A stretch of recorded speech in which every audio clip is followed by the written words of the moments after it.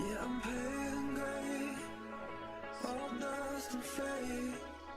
When I call for you, all I hear back is pain. If it's understand, even diamonds fade. When the darkness comes, some Call of Duty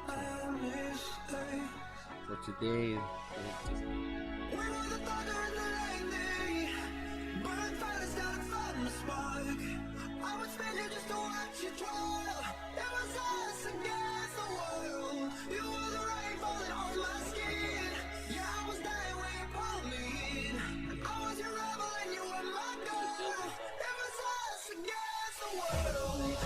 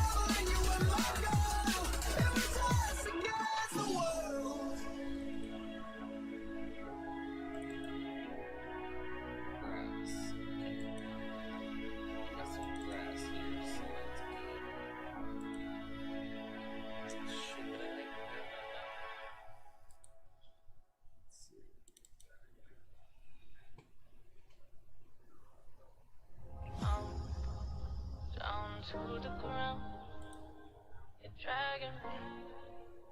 It's constantly. No, I won't make a sound. Soul Cave. Okay, that makes numbers. Oh, Soul Sets me Cave. free. It's wrong, I can't make right. I love the bird below you Oh, said give me so this is the last. It's wrong, I can't make right. Slipping off in the moonlight when I knew the truth. I had myself for you. On the ground, I know the truth.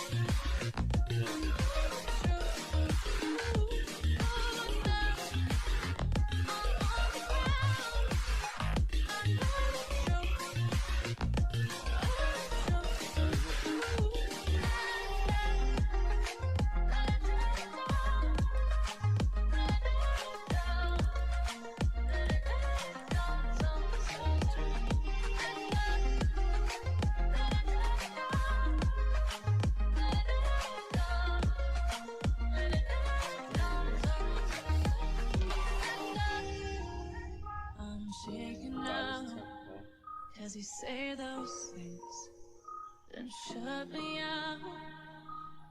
Got no clue what you have found. I'm a rose in thorns, but you could be a child. It's wrong, I can't make right. I love the bird below you said myself.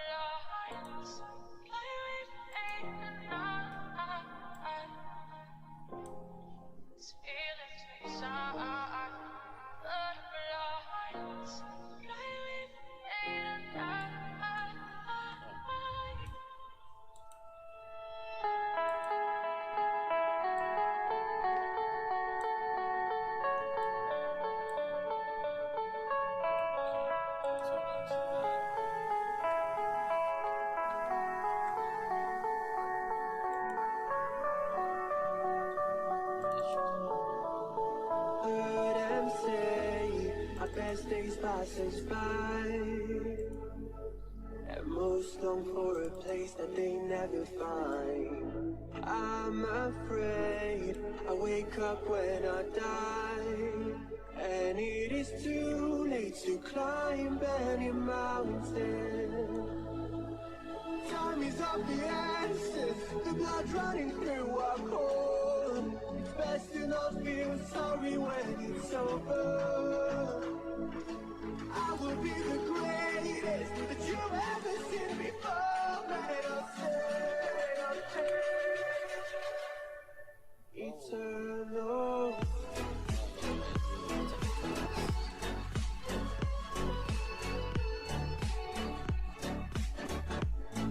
Eternal.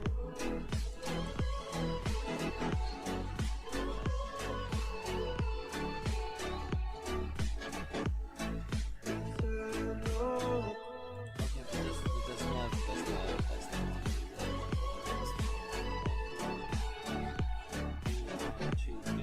Eternal.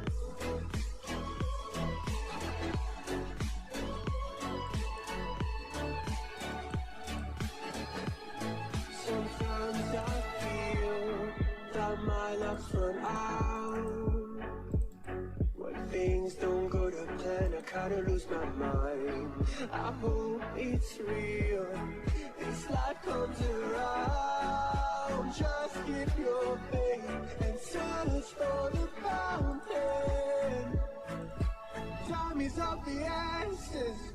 blood running through our core. It's best to not feel sorry when it's over. I will be the greatest that you ever seen before, and I'll stay eternal.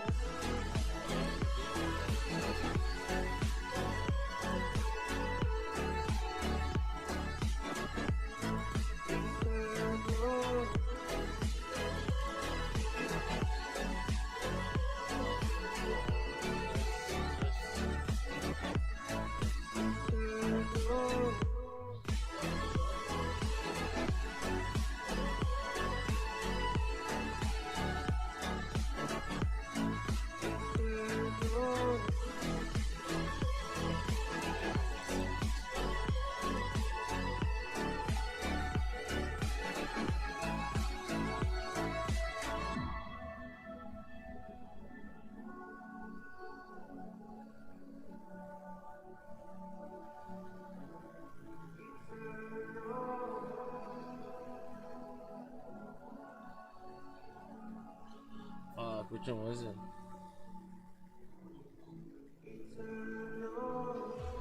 Oh, okay.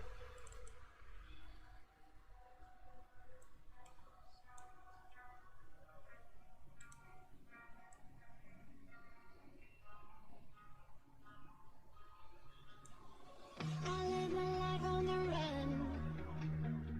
I say I'm not giving up. I may be living alone, but I still believe in love. In a similar way, I feel I'm losing my conscience. Traveling for days without my knowledge of provenance. You are my life, you caught me and again. Oh, wow. Through all my lows, you said we could start again, but I'm a renegade of your love. Oh, oh, but I'm a renegade of your love.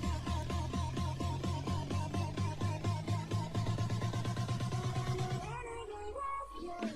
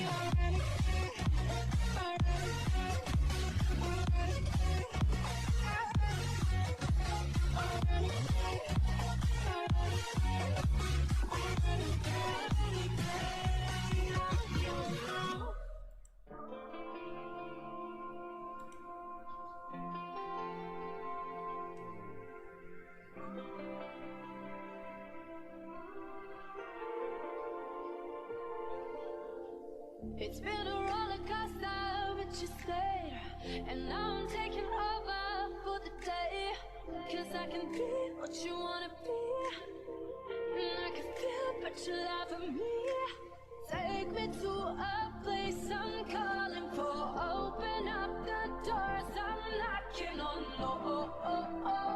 I'm losing control. Be the one to leave my fantasy. Show you, baby, your hands all over me. No, I'll never let go.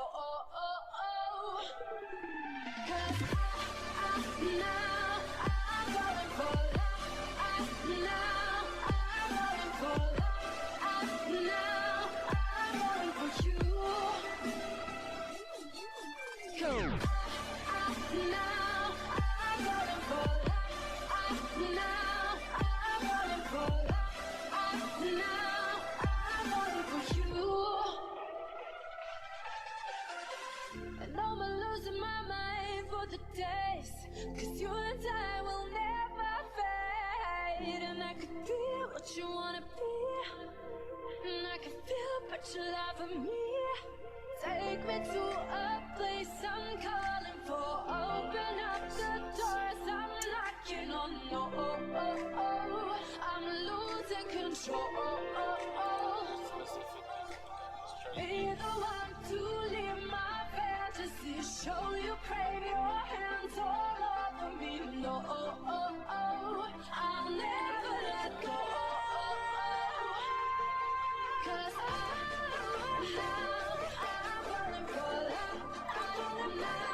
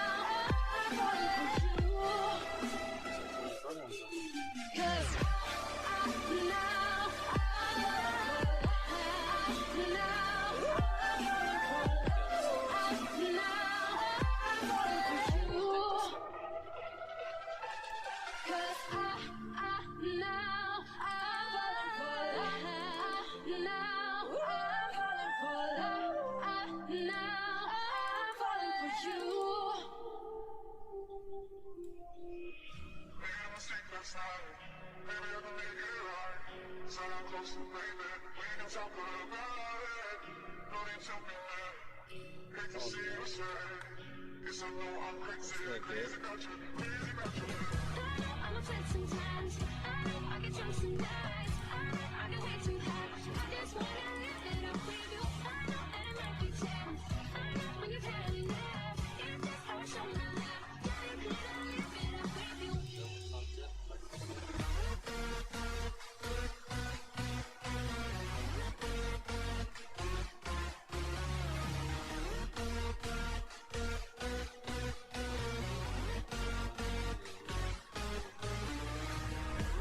I'm afraid sometimes. I get drunk some nights. I get way too high. I just wanna live it up with you.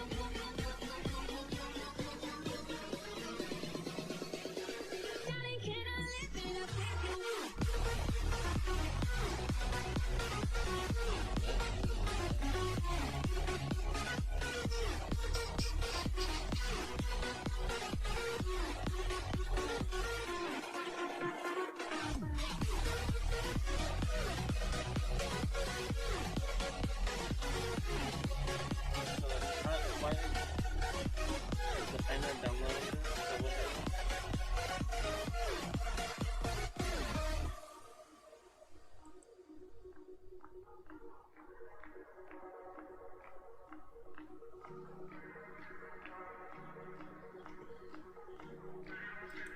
It was on Epic Choice.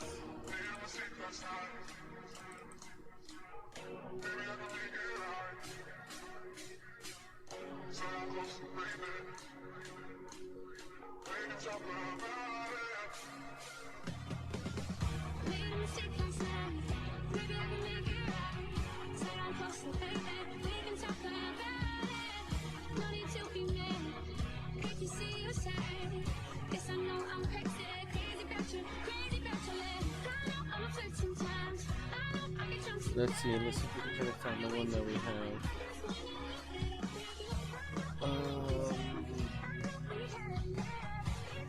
I believe it was free.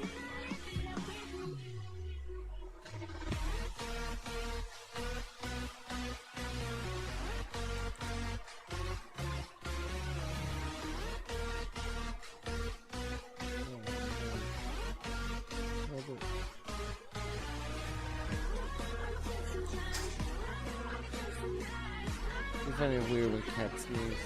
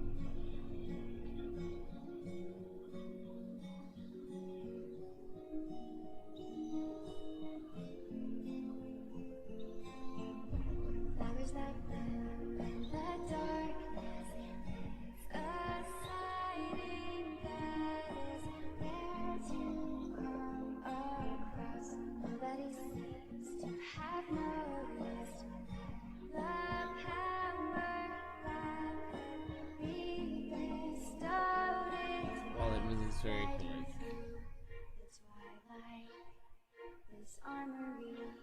Very hypnotized.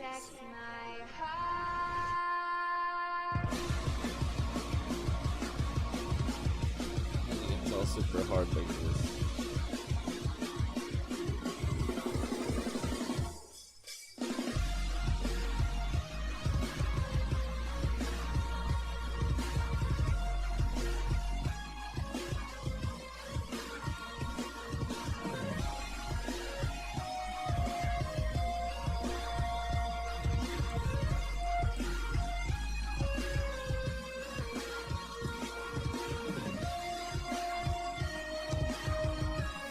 Where the fuck is it? Maybe it's not